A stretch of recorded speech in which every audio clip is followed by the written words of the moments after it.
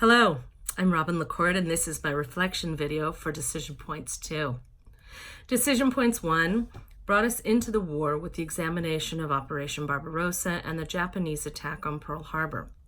Decision Points 2 concludes the war with an examination of the Allied landings at Normandy and the final and sudden surrender of Japan, along with the ushering in of a new era of weaponry, in that the atomic bombs.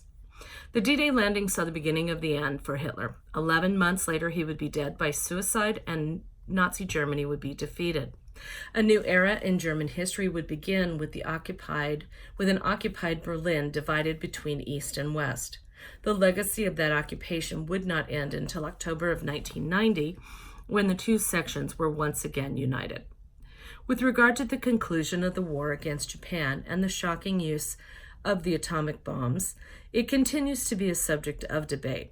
Was their use justified? Could Japan have been forced into surrender over a longer period of time using submarines to strangle oil supplies and then merchant supplies as the war ground towards its conclusion? Was one better than the other at achieving a final result? The answer to these questions are individual and based on personal study and interpretation and judgment. There is no single correct answer to this question. Instead, there are possible outcomes based on the variables as they change daily during the war. This question will always be complicated and conflicted and will be debated among historians and citizens of the world into the future. So many people contributed to both areas of conflict. It is impossible to consider most of them in this short summary.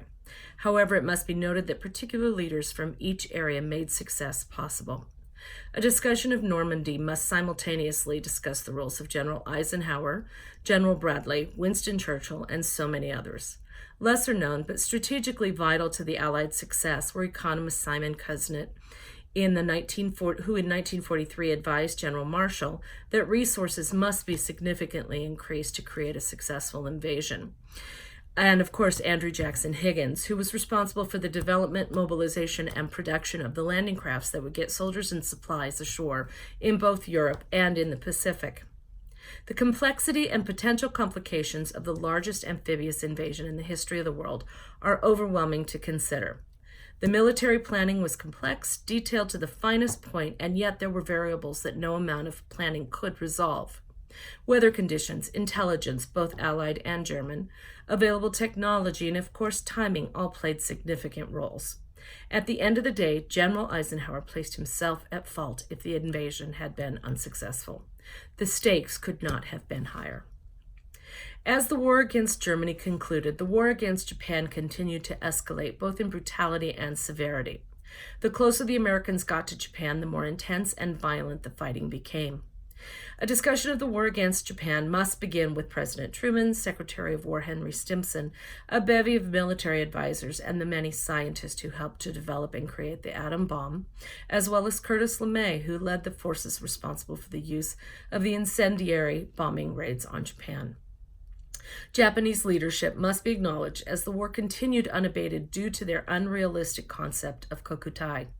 That leadership consisting of the Big Six, including Prime Minister Suzuki, heads of Army and Navy, Togo, Lord Keeper of the Privy Seal, and finally, Emperor Hirohito.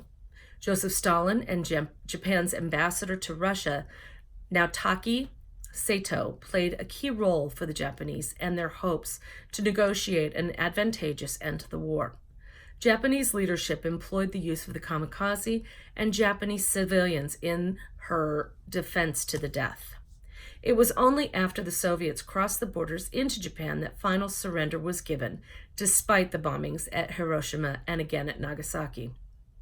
A final mention of the conflicts examined in this course should include the concept of historiography and the direct testimony of those who lived the experience. Though not directly involved in the decision-making, thousands upon thousands of individuals sacrificed their lives in duty to country. We can never truly understand the experience of those who came back, and only through the continued study and passing of knowledge can we give honor to their sacrifice and to those who didn't come back. War is hell, as it said, and so are the memories that stay with those who fought to preserve our democracy. It is a historian's responsibility to act as the messenger to the future so that a deeper understanding of where we have been will lead us into the future. Thank you. It has been a pleasure to be a part of this class.